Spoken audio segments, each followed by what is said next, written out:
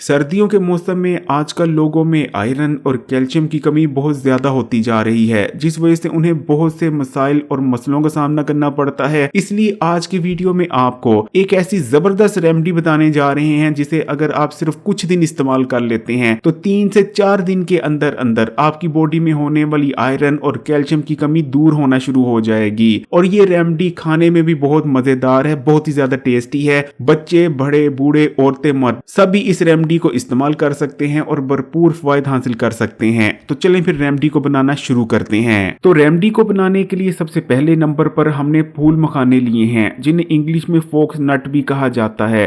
फूल मखाने एक देसी ग़िज़ा हैं और पहले ज़मानों में जब हमारे नानी दादी के ज़माने होते थे, इन्हें बहुत ही ज़्यादा इस्तेमाल किया जाता था। खासकर जब बात आती थी हड्डियों और जोड़ों की यानी कैल्शियम की कमी की, या फिर जिस्म में कमज़ोरी हो जाती थी या किसी के जिस्म में खून की कमी हो जाती थी, तो सबसे पहले यही मशवरा दिया जाता था कि इसे फूल मखानों का इस्तेमाल करवाया जाए। लेकिन फिर आहिस्ता आहिस्ता हम मॉडर्न प्रोडक्ट्स और मॉडर्न मेडिसिन फूड सप्लीमेंट्स की तरफ चले गए और इन जैसी देसी खालिस और बहुत ही ताकतवर चीज़ों को भूलते गए। लेकिन अंग्रेज़ों ने इन चीज़ों पर रिसर्च की और आजकल हालात ये हैं कि ये अमेरिका हो या यूरोप, फूल मखाने वहाँ हज़ारों डॉलर किलो के हिसाब से मिल रहे हैं, यानी हज़ारों डॉलर में ये मिलते हैं। लेकिन खुशकिस्मती की बात यह है कि फूल मखाने हमारे यहाँ बहुत सस्ते मिल जाते हैं। 100 रुपये में आपको बहुत ज़्यादा फूल मखाने मिल जाते हैं और ये बहुत बेहतरीन चीज़ है, इसलिए इन्हें इस्तेमाल करना शुरू करें। इनमें गोश्त से ज़्यादा प्रोटीन मौजूद होता है और दूध से ज़्यादा इनमें कैल्शियम पाया जाता है। तो ये फूल मखाने हमारे ड्राई रोस्ट हो चुके हैं। ड्राई रोस्ट हमने इनको इसलिए किया है ताकि इनमें जो एक्स्ट्रा मॉइस्चर यानी नमी मौजूद है वो ड्राई आउट हो जाए। जैसे जैसे इनमें हम ड्राई रोस्ट करने की वजह से नमी ड्राई आउट होगी, क्रंची हो जाएंगे और बहुत ही ज़्यादा इनका अच्छा टेस्ट भी हो जाएगा। अब हमने सफ़ेद तिल लिए हैं और सफ़ेद तिलों को भी हमने फ्री पैन में डाल दिया है और अब हम सफ़ेद तिलों को भी ड्राई रोस्ट कर रहे हैं, यानी बिना ऑयल के तिलों को भी हमने भून लेना है।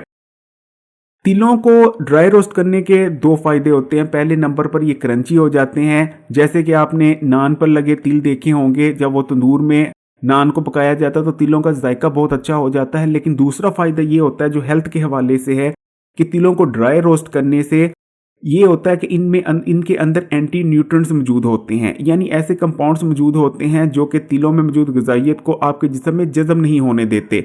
लेकिन ड्राई रोस्ट करने से वो तमाम एंटी न्यूट्रिएंट्स ख़त्म हो जाते हैं, जिसके बाद तिलों में मौजूद तमाम ग़िज़ाइयत आपके जिस्म का हिस्सा बनती है।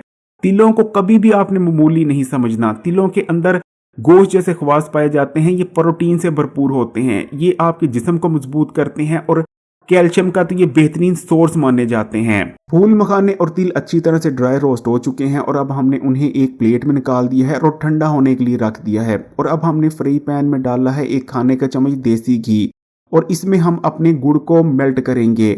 अगर आपके पास देसी घी नहीं तो कोई मसला नहीं, आप बनास्पति घी या कुकिंग ऑयल का भी इस्तेमाल कर सकते हैं। गुड़ को आपने हल्की आग पर मेल्ट करना है, तेज़ आग पर करेंगे तो गुड़ जल सकता है। गुड़ आपने कोशिश करनी है कि जो खालिस गुड़ होता है वो लें। खालिस गुड़ की पहचान करने का तरीका क्या है वो आपको इस चैनल पर सिखाया गया है, उस वीडियो को ज़रूर देखिएगा ताकि आप देसी गुड़ लाएं, ना कि चीनी और केमिकल से बना जो जाली गुड़ होता है उसको लाएं। और ये देख सकते हैं कि आहिस्ता आहिस्ता माशाल्लाह गुड़ मेल्ट हो चुका था और जैसे ही थोड़ा सा ब्राउनिश होता है हमने इसमें जो फूल मखाने और तिल ड्राई रोस्ट कर रखे हुए थे ठंडा करने के लिए, उनको हमने गुड़ में डाल देना है। और अब आपने यहाँ ज़रा गौर करना है, इस स्टेप पर ज़रा आपने फोकस करना है अच्छी तरह। यहाँ जैसे ही आप पिघले हुए मेल्ट हुए हुए गुड़ में फूल मखाने और तिलों को शामिल करें, फौरी तौर पर आपने चम्मच हिलाना शुरू कर देना है ताकि अच्छी तरह से तमाम चीज़ें मिक्स हो जाएं। गुड़ को आमतौर पर लोग चीनी से कंपेयर करते हैं, लेकिन ये दोनों बिल्कुल अलग अलग चीज़ें हैं। और ये माशाल्लाह आप देख सकते हैं कि जैसे ही हमारा जो तिल और गुड़ और ये तमाम चीज़ें हल्की सी गोल्डन होने शुरू हुई हैं, हमने इनको निकाल लिया है प्लेट में। ये स्टेप आपने ज़रा ध्यान से करने हैं, इसको ज़्यादा अगर आप जला देंगे तो कड़वाहट आ जाएगी। बेहतरीन टेस्ट चाहते हैं तो जैसे ही हल्का सा गोल्डन हो आपने फौरी तौर पर इसे डिश आउट कर लेना है।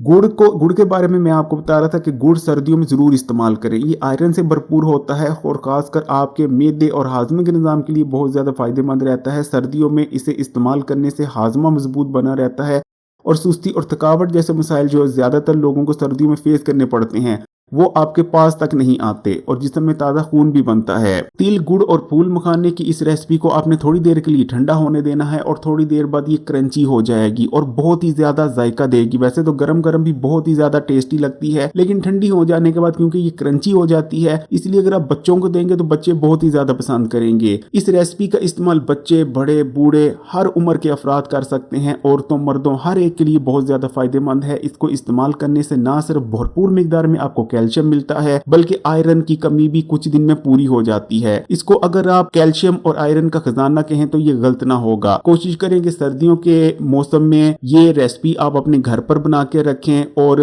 खुद भी इस्तेमाल करें और अपने तमाम घर वालों को भी इस्तेमाल करवाते रहें। इंशाअल्लाह ताला इतने के फवायद हासिल होंगे कि आप दुआओं में याद जरूर रखेंगे। वीडियो अच्छी लगी तो लाइक कर दे और कमेंट्स में माशाल्लाह या सुभान अल्लाह जरूर लिखिएगा। और मजीद वीडियोस के लिए Hakeem Ali health and beauty tips को सब्सक्राइब कर घंटी के आइकॉन को दबा दें और ऑल नोटिफिकेशन को सिलेक्ट कर लीजिएगा। जज़ाकल्लाह।